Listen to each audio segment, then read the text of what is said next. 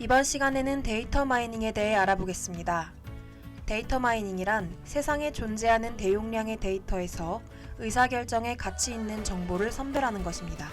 선별을 위해 데이터 간의 숨겨진 패턴과 관계를 찾기 위해 데이터를 수식으로 정리하여 추상화된 모델로 정의해야 합니다. 하지만 데이터의 종류는 다양하며 각각 다른 문제 상황에 놓여 있습니다. 우리는 앞으로 4차 시 동안 세상 문제를 모델로 어떻게 정의하였는지 분류, 연관규칙 분석, 군집화, 이상치 탐지 이 4가지 기법을 통해 배울 것입니다. 오늘은 우리가 쉽게 만날 수 있는 분류, 클래시피케이션에 대해 먼저 알아보겠습니다. 분류란 무엇일까요?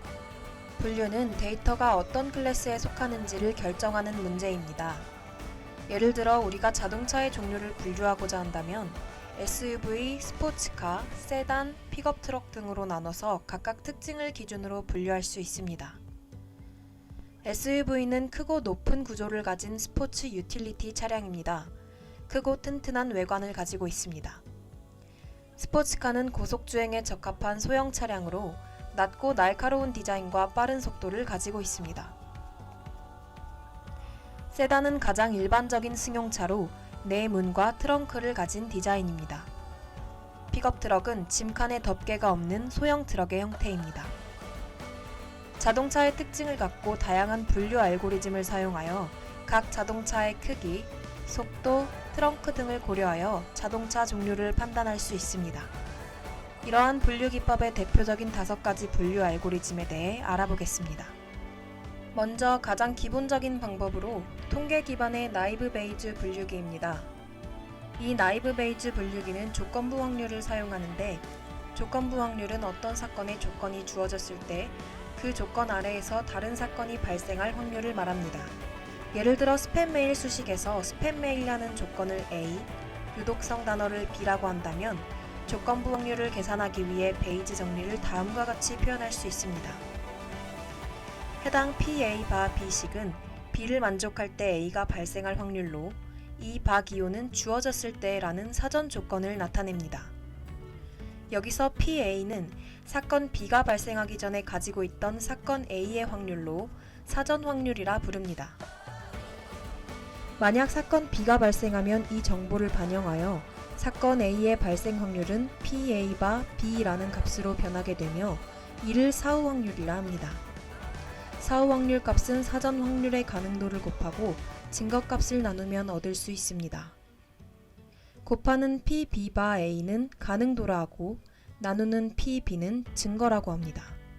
간단하게 설명하면 베이즈 정리는 주어진 데이터가 어떤 조건을 만족할 때 확률을 계산해주는 방법입니다. 나이브라는 이름은 각각의 변수가 서로 독립적이라는 가정에 기반하여 붙여졌는데요. 나이브 베이즈 분류가 현실과 완벽하게 일치하진 않지만 간단하고 빠른 계산이 가능하기 때문에 분류에서 많이 사용되는 방법입니다. 조건부 확률을 이용하면 주어진 조건을 만족할 때 특정 결과가 나올 확률을 쉽게 계산할 수 있습니다. 우리가 분류를 할 때 각 그룹의 가능한 확률을 계산할 때 나이브 베이즈 정리를 활용할 수 있고 이를 나이브 베이즈 분류라고 합니다.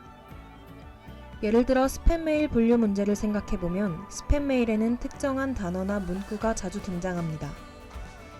베이즈 정리를 이용하면 특정 단어가 발생한 확률을 이용하여 주어진 이메일이 스팸 메일인지 아닌지를 분류할 수 있습니다.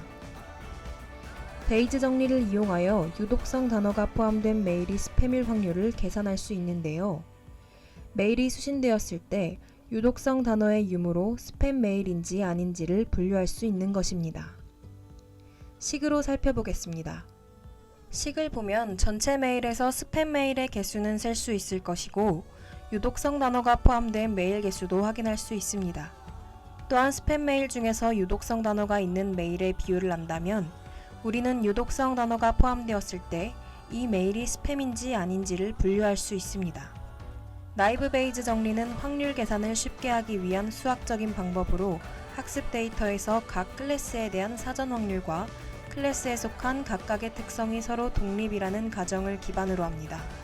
이 가정 때문에 나이브 베이즈 분류는 간단하고 계산이 빨라 대용량 데이터에도 적용할 수 있으나 가정이 단순하여 현실 문제를 완벽히 반영하기는 어렵다는 단점이 있습니다.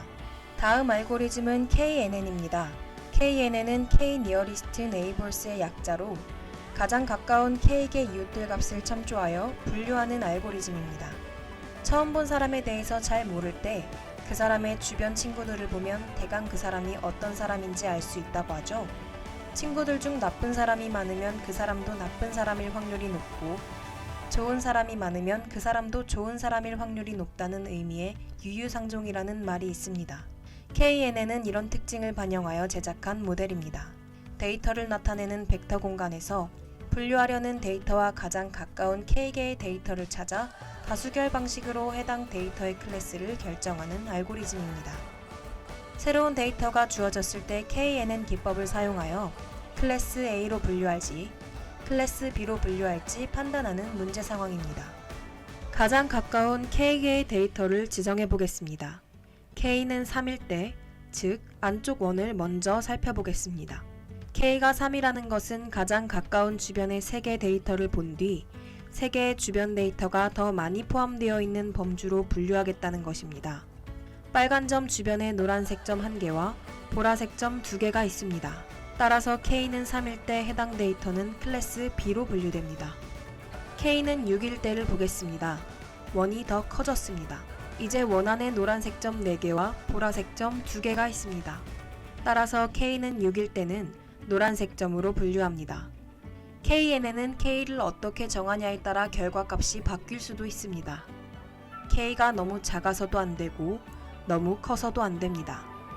또한 K가 짝수면 동점이 될 수 있으니 통상적으로 홀수로 설정합니다. KNN에서 가장 중요한 것은 가까운 정도인 거리를 판단하는 거리 측정입니다. 거리 측정 기법은 데이터의 종류에 따라 다양하게 사용될 수 있습니다. KNN은 구현이 간단하고 대규모 데이터셋에서도 잘 작동하지만 거리 측정 방식에 따라 결과가 매우 다르게 나타나며 데이터가 많아지면 속도가 느려지는 단점이 있습니다. 따라서 데이터가 적거나 클래스 간 구분이 명확한 경우에 사용하는 가장 기본적인 분류 모델입니다. 다음으로 디시전 트리는 데이터 특징을 트리 구조로 나타내어 특징들을 가장 잘 구분할 수 있는 기준을 찾아 분류하는 알고리즘입니다. 트리 구조에서 각 노드에서 특정 조건에 따라 가지를 뻗어가면서 분류합니다.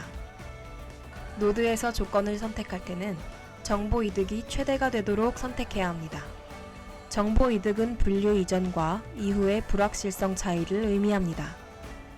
따라서 정보 이득이 높은 조건을 선택할수록 불확실성이 줄어들어 분류 성능이 개선됩니다. 정보 이득을 계산할 때는 각 클래스별로 데이터가 얼마나 분포하는지를 고려하여 계산합니다. 노드에서는 분류가 이루어지고 리프 노드에서는 분류 결과가 결정됩니다. 디시전 트리는 직관적이며 해석이 용이하고 대용량 데이터에도 적용할 수 있습니다. 하지만 디시전 트리가 너무 크고 복잡하게 구성되면 학습 데이터에만 잘 맞아 새로운 데이터에 대해 잘 작동하지 않는 과적한 문제가 발생할 수 있습니다. 이를 방지하기 위해 디시전 트리의 크기를 제한하거나 가지치기를 수행하여 트리의 크기를 줄이는 것이 좋습니다. 다음은 랜덤 포레스트 알고리즘입니다. 랜덤 포레스트 알고리즘은 디시전 트리의 확장 버전으로 다수의 디시전 트리를 생성하여 각 디시전 트리에서 분류한 결과를 취합하여 다수결로 분류하는 방법입니다. 랜덤 포레스트의 작동 방식은 다음과 같습니다. 원본 데이터셋에서 랜덤하게 일부 데이터를 추출합니다. 다음으로 추출한 데이터로 디시전 트리를 만듭니다.